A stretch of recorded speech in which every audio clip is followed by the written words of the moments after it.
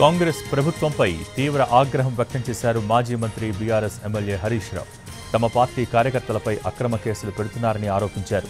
ఎవరిపైనా కేసులు పెట్టినా ఊరుకునే ప్రసక్తే లేదని హెచ్చరించారు. పోలీస్ స్టేషన్లు, పోరాటాలు కొత్త కాదన్నారు. ఉత్త హామీలిచ్చి కాంగ్రెస్ అధికారంలోకి వచ్చిందన్నారు హరీష్ రావు. గజ్వేల్లో కేసీఆర్ను ఓడించేందుకు ఎన్నో కుట్రలు జరిగాయని అంటున్నారు.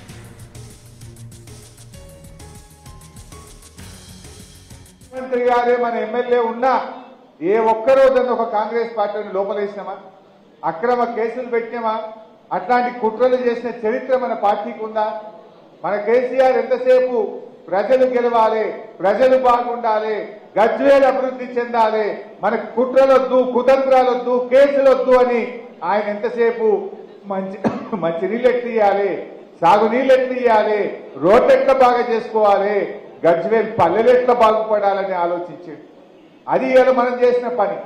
కానీ వీళ్ళు వచ్చి 15 రోజులు కాలే, కేసులే కేసులు. ఇప్పుడు మా తమ్ముడు చెప్పిండు, మా వర్గల తమ్ముడు చెప్పిండు. ఇప్పుడు చాలా మంది మా కార్యకర్తలు కూడా చెప్తా ఉన్నారు నాకు, ఏంది ఎంతసేపు బెదిరించుడు, మన కుట్రలు, క్రిమినల్ కేసులు, రాజకీయాలు చేస్తా ఉన్నారు వాళ్ళు. అంటే మీరు దేంట్లో అభివృద్ధి సాధిస్తున్నారు?